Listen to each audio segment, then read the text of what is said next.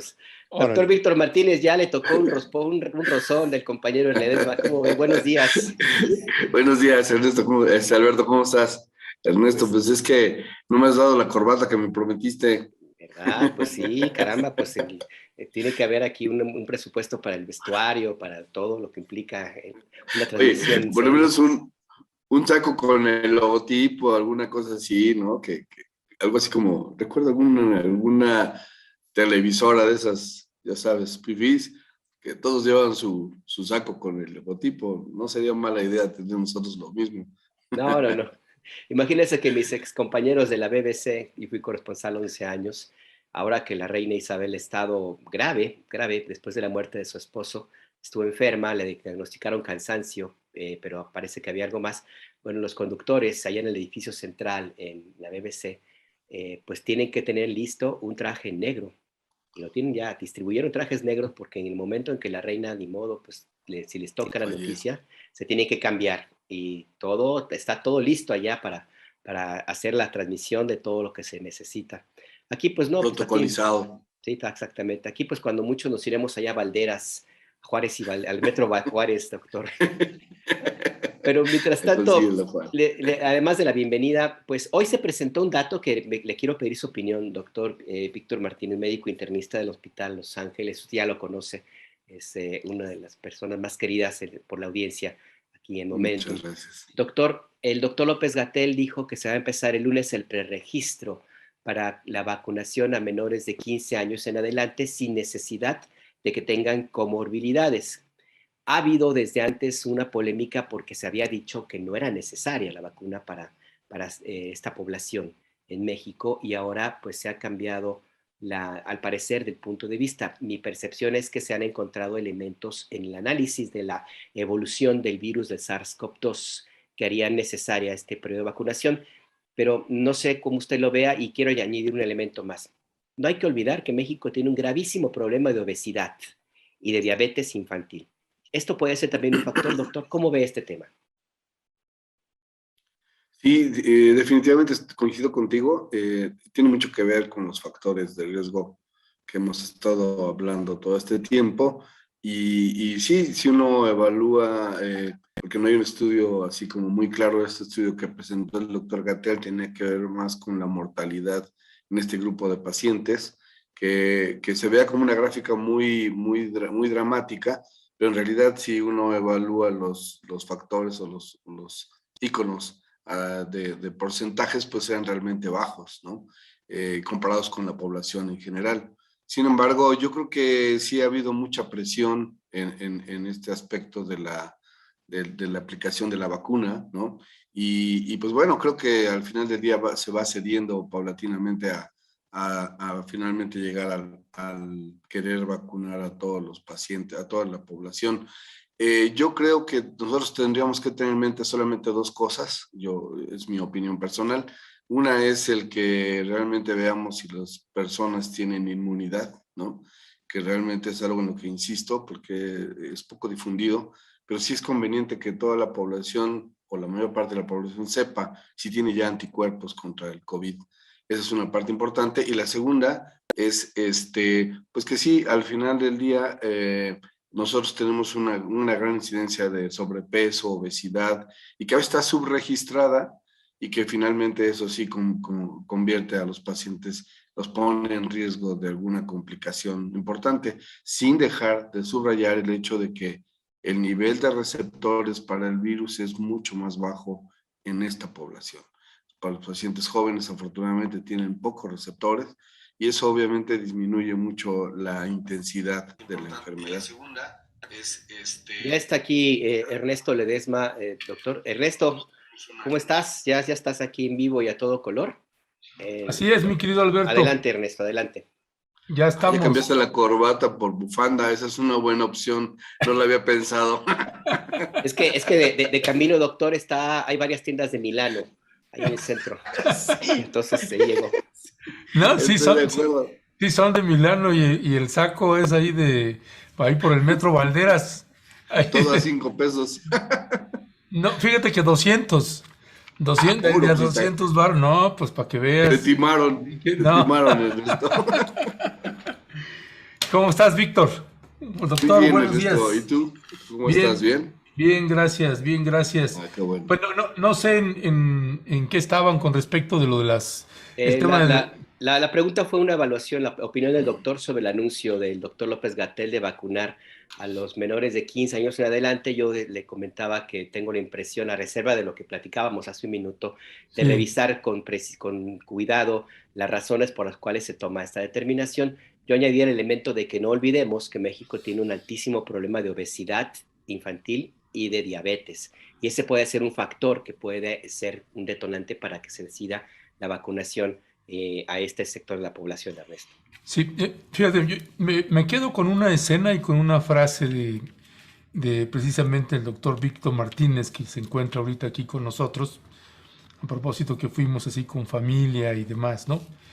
Y una de mis hermanas le pregunta a, mi hermana es delgada, es muy delgada, y pues es bastante saludable y, y estamos por la edad, ¿no? Y le decía, le dijo a Víctor, al doctor, pues si había necesidad de la vacuna o no, y ella tiene 54 años, es mi cuata, mi cuata, ¿no? Tenemos la misma edad, y Víctor voltea y la ve y le dice, "Pues, si estás bien delgada, ¿tienes alguna comorbilidad? No, está completamente sana. Pues si te da a ti el COVID, no te va a hacer nada prácticamente, ¿no? Y me quedo con esa escena y esa frase. Ya sabes que en las familias pues sabemos de todo, algunos que deciden vacunarse, otros que no. Yo siempre he estado del lado en que hay que vacunarse, pero no en la cuestión de menores de edad. Tienen suficientes defensas como para tener la necesidad de vacunarse sin saber todavía a largo plazo pues las consecuencias que se pueda haber por una vacuna, entendiendo en esta lógica de lo que hemos platicado con el doctor Hugo López Gatell y lo que hemos platicado con el doctor Víctor Martínez. Tengo la impresión, esa es mi impresión, doctor Víctor Martínez, que sí hay una fuerte presión política, no solamente de sectores de oposición en México, sino a la OMS, pues tampoco podemos decir que es una instancia internacional pues limpia, que no se deja influenciar por en los sectores poderosos o por las farmacéuticas y demás. Así que, pues yo sí tengo muchos escrúpulos con respecto de vacunar a jóvenes de 15 años, eh, pero no sé si me estoy perdiendo de algún nuevo descubrimiento, un dato duro científico que haga que las autoridades mexicanas pues tomen esa decisión. Yo siento que es más de presión internacional que de presión nacional. No sé cuál es tu valoración, Víctor. Yo creo que tienes mucha razón, siempre habrá cierto sesgo, ¿no? Que es difícil aislarlo, hacerlo a un lado, sobre todo cuando uno evalúa y seguramente habrá argumentos que puedan explicar el por qué algunas vacunas están autorizadas, otras no, y se retarde tanto el autorizar finalmente el pool de vacunas que ya se han aplicado aquí en México. Pero además de esto, yo creo que en este sentido, mucho va dirigido hacia lo que tiene que ver con el hecho de tratar de aplicar la vacuna de forma universal. Sin embargo, esto también hace que los pacientes que no tienen tantos factores de riesgo, pues no se vacunen. Es cierto que cada vez hay más evidencia científica de la seguridad de la vacuna, ¿no? Porque la tasa de efectos colaterales o efectos indeseables es muy baja. Está por abajo del 0.5, el 0.5%. Es muy, muy baja la incidencia de complicaciones. Por ese mismo motivo, yo creo que permite o da ciertos argumentos para tratar de vacunar a toda la población. Sin embargo, si tomamos en cuenta, como decíamos, lo que comentaba Alberto, que es muy importante, la tasa de obesidad que tenemos en México, parecería que nos invitara pues a vacunar a todos los pacientes, pero no partimos del hecho básico de que el nivel de entradas de receptores para el virus es mucho, mucho más bajo en esta población. Sí, tiene que ver la inmunidad en la población joven, que es la mayor fortaleza. También tiene que ver la fuerza física de los pacientes en esa edad comparado con los pacientes ya grandes como tú, que ya están muy deteriorados. Entonces, ahí es diferente, ¿no? Ahí sí, Yo no dije nada, los jóvenes como Alberto, pues no tienen problema, ¿no? Ellos son muy fuertes, toleran este tipo de padecimientos y al final de cuentas las comorbilidades o la morbilidad es mucho menor. Entonces, es muy difícil hacer a un lado el sesgo que tenga que ver con cuestiones políticas y económicas en la intención de vacunar a la población. Y sí, yo no quisiera estar en los zapatos del doctor Hugo López-Gatell porque la presión debe ser muy, muy fuerte en todos los sentidos. Hay algo que me gustaría aclarar y es más obedece a una eventual confusión mía, doctor. Cuando usted dice que en este rango de población los receptores para el virus son menores, yo había entendido que los receptores están relacionados con una cierta dieta y con un sobrepeso y básicamente. Entonces, en el rango de obesidad infantil, si atendemos a esta situación de que no tienen tantos receptores para el virus, no debería ser entonces un factor adicional, o sí lo es, sino si me puede explicar un poco y también a la audiencia, ¿de qué hablamos con esto de los receptores? ¿Está vinculado con qué? Porque yo había entendido que era más bien con sobrepeso, pero igual me equivoco. No, estás en lo cierto. La cuestión es que el cuerpo, el ser humano, realmente como todo en la naturaleza, hay una cosa que llamamos cambios epigenéticos. Es decir, el cuerpo se adapta al ambiente en el que está. Un ejemplo así burdo sería a lo mejor la gente que vive en lugares muy calurosos, tiene el pelo crespo, ¿no? Ese cambio pues, se fue dando a través del tiempo, ¿no? Aquí, por ejemplo, en la cuestión de los receptores para AC2, que llamamos receptores AC2, son unos receptores que se fueron desarrollando como un efecto para protección contra la obesidad, la diabetes y la hipertensión, sobre todo la hipertensión. Si nosotros vemos la estadística de mortalidad y las causas de mortalidad, la principal es la hipertensión arterial. La hipertensión arterial tiende a hacer que nuestro organismo produzca muchos receptores AC2 como una forma de protegerse. Y esos receptores son los que desafortunadamente el virus usa para poder entrar a la célula. Entonces, los pacientes que tienen hipertensión, que tienen obesidad, que tienen sobrepeso y obviamente mayor edad, y hombres sobre todo, tienen mayor número de receptores que las mujeres, que los jóvenes, que los niños, que la gente sana que no tiene receptores. Por eso mucha población tuvo un cuadro asintomático. Ni cuenta se dio que estuvo enfermo, porque prácticamente no tiene receptores. Aunque entrara 1 millón de virus, no tenían en dónde acoplarse y por dónde entrar a la célula. En cambio, en los pacientes hipertensos y obesos, pues había una multitud de receptores y todos los virus que entraban pues, provocaban el efecto de inflamación tan severa que provoca el daño pulmonar.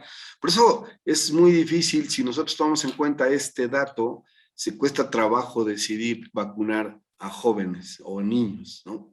Porque sabe uno que esos pacientes, si se enferman, no van a tener mayores complicaciones. Claro, habrá gente que diga, yo conozco a un niño que se enfermó, o sea, todo es anecdótico, eso es diferente, ¿no? A tener ya el dato duro de la cantidad de pacientes que enfermaron, o sea, o que enfermaron de forma grave en la infancia, fueron muy pocos, afortunadamente, gracias a Dios. Ya, doctor Víctor Martínez, 2 preguntas aquí. Una es precisamente aquí, pregunta Leonardo Peña, dice, mi hija quiere vacunarse, tiene 16 años y está muy sana, pero al ver que a mí me ayudó a tener un COVID muy leve, ella confía y quiere vacunarse.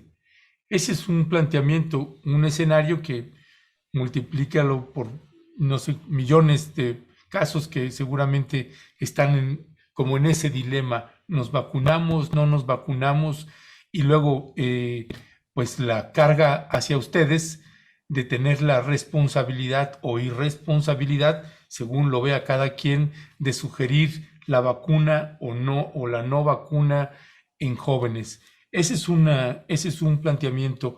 Y otro, pues estamos entrando en invierno, Víctor, y pues bueno, ¿cuáles son las previsiones a estas alturas del COVID? Después de año y medio de COVID y estamos entrando en invierno, ¿cuáles son las previsiones que tendría que tener pues, la población? No, tal vez uno de los puntos importantes es lo que subrayábamos al inicio, y esto a lo mejor yo le propondría a la hija de Leonardo, si le ver, mira, muy fácil, vamos a hacerte una prueba de anticuerpos, es decir, ¿cuál es el objetivo final de vacunarse? O sea, ¿por qué me vacuno? Bueno, pues porque quiero que mi organismo reconozca el virus y se defienda de ese virus. La forma de defenderse es produciendo anticuerpos y células de memoria, ¿no? Para que cada vez que el virus entre a mi organismo yo pueda defenderme y la enfermedad no se produzca, o sea, de forma muy sutil. Ese es el primer punto. ¿Tienes anticuerpos? Ok, ya no es indispensable que te vacunes. Sí, afortunadamente aquí es libre, ¿no? Si te quieres vacunar está bien, si no quieres vacunarte está bien. Pero hay pacientes que definitivamente no tienen uno que pensarle mucho. El paciente de 60 años con obesidad, hipertensión, no, es obligado a vacunarlo, ¿no? Porque, por su bienestar. Claro, a lo mejor dirá que no, pero bueno, ya es bajo su riesgo. Ahí sí está súper indicada la vacuna. Una joven como ella, dices, bueno, pues mira, ya te demostré que tienes anticuerpos. Si tú quieres vacunarte, bueno, pues ya es una decisión tuya, pero no creo que sea lo adecuado. Entonces, ese es el punto relevante. Para esta etapa que viene de invierno, yo sí propondría que la mayor parte de la población trate de definir cómo está su inmunidad. ¿Tengo anticuerpos o no tengo anticuerpos contra COVID? ¿No? Ese es un punto. El otro punto que ahora sí que llegó para quedarse fue el uso del cubrebocas. En este caso específicamente, que viene temporada de frío y todo, el cubrebocas tiene dos efectos desde mi punto de vista. Uno es obviamente pues disminuir la intensidad del frío que penetra en las vías aéreas, que eso ayuda. Y por otro lado, es indudable que fue el efecto más importante sobre influenza. La tasa de influenza del año pasado fue prácticamente cero. Es decir, muy baja la cantidad de pacientes con influenza, y eso permite en un momento dado asociarlo o adjudicárselo finalmente al uso de cubrebocas. Y bueno, y a todas las medidas de distanciamiento y el lavado de manos. Pero creo que aquí sí el cubrebocas fue un efecto importante. Entonces, desde mi particular punto de vista, en esta temporada de frío, en lugar de tu bufanda, que la verdad no me gustó mucho, mejor prefiero un cubrebocas, ¿no? Sería preferible, porque tendría esos dos efectos, ¿no? Que pueden ser muy útiles, ¿no? En El estas cubrebocas, temporadas. claro, doctor, el cubrebocas, el gel, la sana distancia sobre todo, y evitar las multitudes. Es algo que creo que ya tenemos que incorporar como un hábito de aquí en adelante para toda la humanidad, doctor. ¿Cuál sería, como para recordar un poco también sobre este dilema y aclarar dudas, porque seguramente van a surgir? Vacunarse, aunque el nivel de inmunidad que tenga hacia la COVID sea el necesario, eh, ¿puede tener algún rebote, alguna consecuencia? ¿O es algo muy, muy específico de alguna persona en particular con alguna posibilidad? Es decir, porque seguramente en este debate habrá quien diga, pues es que te va a hacer daño la vacuna, no sé, pero no sé si pueda abundar un poco sobre esto, doctor. No, en realidad el vacunarse aún teniendo inmunidad no da mayor problema, ¿no? Ni algún efecto negativo. De hecho, se piensa que hasta se amplía la inmunidad, pero la realidad es que la inmunidad que se crea por enfermedad es mucho más amplia que la que genera la vacuna. Independientemente de ello, creo que el que uno tenga inmunidad, pues permite en un momento tomar una decisión un poco más clara. Aún en la comunidad científica tenemos todavía muchas dudas en cuanto a cuánto tiempo dura la inmunidad, ¿no? Yo le comentaba a Ernesto en alguna plática que tuvimos que finalmente hasta este momento un caso muy bien documentado de reinfección hasta este momento yo no he visto. Y obviamente digo yo porque no es lo mismo a lo que ven los pacientes, los médicos en hospitales públicos, que ven una inmunidad, una cantidad importante de pacientes. Entonces, al final del día sí puede uno vacunarse, pero lo ideal es saber cómo está mi inmunidad. Eso sí es importante tenerlo en mente. En cuanto a cubrebocas, tenemos algunos cambios que han venido ocurriendo a través del tiempo. Y si ustedes observan a la mayor parte de la población, al inicio era muy fácil que la gente trajera cubrebocas de diadema o tapándose la papada. Pero la realidad es que ahora ya la gente como que se ha ido acostumbrando al uso del cubrebocas y cada vez es más fácil encontrar cubrebocas KN95 muy accesibles y entonces la mayor parte de la población ya se educó a utilizar el cubrebocas. Y yo me doy cuenta porque hay pacientes que llegan a la consulta y pueden estar toda la consulta sin quitarse el cubrebocas, ¿no? Y ya como que ya lo hacen parte de su persona y eso ayuda mucho en función de enfermedades de vías respiratorias altas. Catarro común, influenza tipo A, tipo B, faringoamigdalitis o finalmente el COVID, ¿no? Entonces, eso en esta etapa, en este invierno, es importante tomar en cuenta que va a ser muy útil el uso del cubrebocas y todas las demás medidas que hemos comentado, pero el cubrebocas va a ser importante en esta etapa. Ya, gracias, doctor Víctor Martínez. Pues hay varias preguntas, ¿no? De la audiencia. Te hago dos. Una, Laura Santillán. En lugar de beneficiar, ¿dañaría a los jóvenes que están sanos y se la pongan? Esa es una pregunta. Otra, doctor, si ya tuve el COVID, ¿tengo suficientes anticuerpos? Son dos de las preguntas que hace la audiencia, en este caso Ángel Ito, y bueno, gente que también pues cuestiona, dice Héctor López Osuna, escucho al doctor, pues no soy epidemiólogo, virólogo o inmunólogo, ¿no?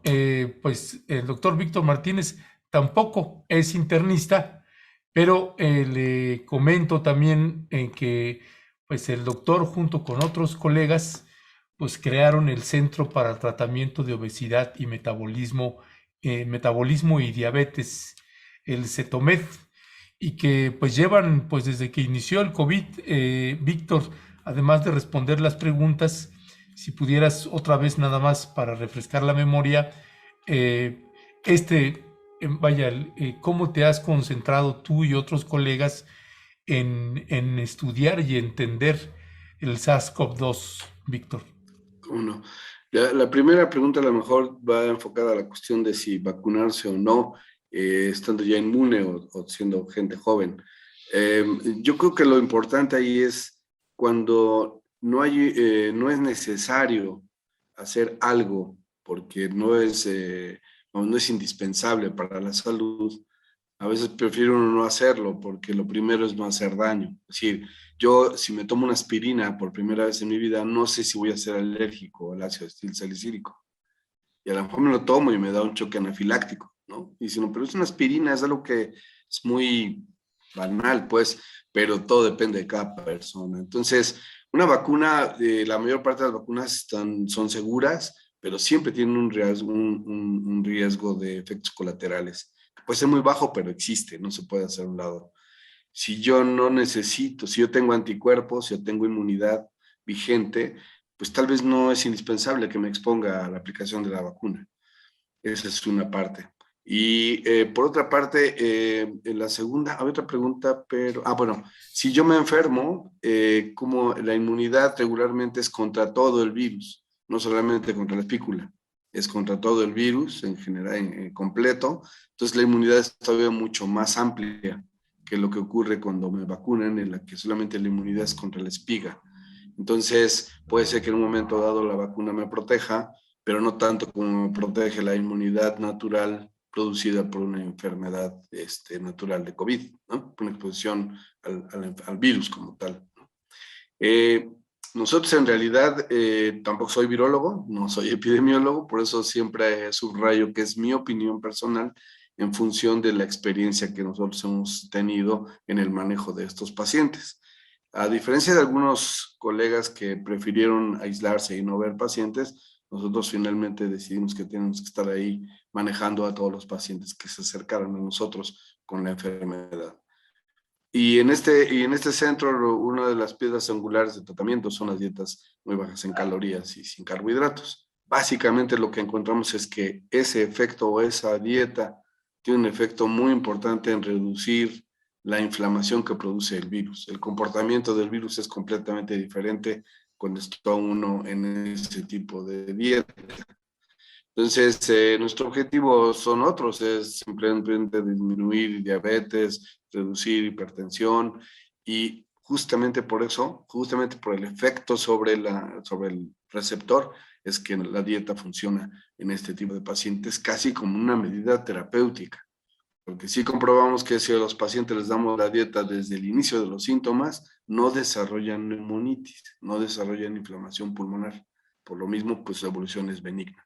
Entonces, esto no soy epidemiólogo ni virólogo, pero sí vimos una buena cantidad de pacientes y el trabajo que nosotros hicimos en función de 57 pacientes que pudimos llevar bien todos los datos clínicos y de laboratorio, pues sí podemos demostrar que la dieta tiene un efecto muy importante sobre glucosa, presión arterial, peso, grasa visceral, en fin, todos los efectos que ponen en riesgo a un paciente que tiene COVID, ¿no?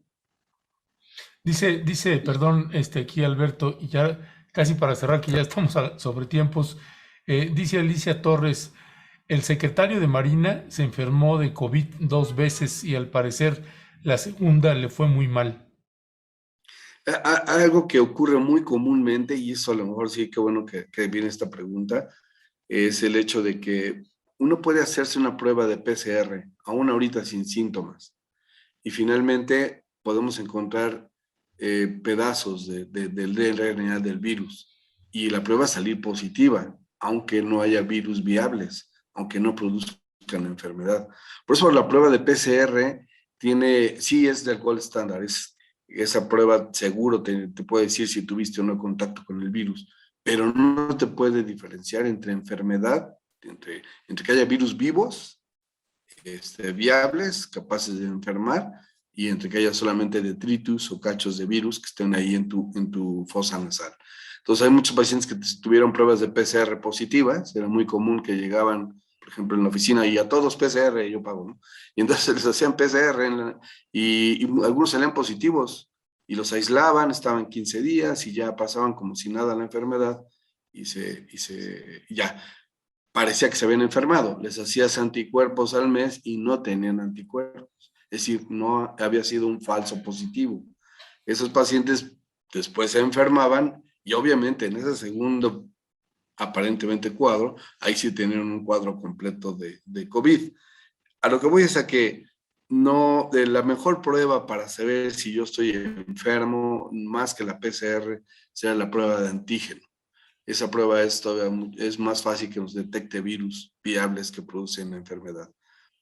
Eso, a lo mejor, haciendo un paréntesis, si nosotros vemos las tasas de mortalidad de diferentes países, es la relación entre la cantidad de pacientes positivos y la cantidad de pacientes que fallecieron. Si hay países donde se hicieron pruebas de PCR de forma abundante, como Estados Unidos, ¿no? La tasa de mortalidad es más baja. ¿Por qué? Porque se va diluyendo, ¿no? La cantidad de muertos con la cantidad de pruebas que hice. Y si, como aquí en México, hicimos mucho menos pruebas, la tasa de mortalidad se veía como muy alta, pero porque obviamente solamente te hacían pruebas si tenías síntomas, que esa es la diferencia entre hacer pruebas de forma indiscriminada. Creo que eso sí es importante tomarlo en cuenta. Pero yo a lo que me refiero cuando digo un paciente, perdón, bien documentado, es que tiene todo el cuadro, tiene prueba positiva de PCR de antígeno y tiene una tomografía con neumonitis, ¿no? Y que pase el tiempo, tenga anticuerpos y que después se vuelva a enfermar. Es muy difícil porque tiene anticuerpos. Ya. Sí, al final del día, pues se trata de un virus que está en evolución, en mutaciones, y la COVID-19 también está en proceso de análisis. Está ahí todavía un ratito para que podamos tener una idea más clara de cómo, bueno, todavía más clara de cuál es el patrón casi completo del comportamiento de la COVID-19. Doctor, yo le agradezco de mi parte que su participación y que su disposición a aclarar las dudas, doctor. Así es, Víctor, pues, doctor Víctor Martínez, médico internista ahí del hospital FIFI, del hospital Ángeles, te mandamos. Soy el único. Sí, no, de hecho ya te están tirando aquí, ya están diciendo Arletich, en los hospitales como el Ángeles, lo más importante es el lucro. Pues sí, pero Bueno, hay de hay chairos también ahí, ¿eh? Soy uno de ellos. Yo soy uno de ellos. Está bueno, mi querido doctor Víctor Martínez, como siempre, un gusto tenerte con nosotras y nosotros. Aquí te mandamos un fuerte y fraterno abrazo. Igualmente, muchas gracias por invitarme, Ernesto. Alberto, muchas gracias, ¿eh? Un abrazo. Y fíjese muy bien el modelo, doctor, de la banda. Porque ahorita voy ahí a la Lagunilla, vas a ver que me encuentro uno igualito. Segurito, en el Metro Moctezuma. No sean celosos, no sean celosos, envidiosos. Un abrazote, doctor Víctor. Gracias. Gracias. Muy bien. Buen día, Gracias. doctor. Gracias.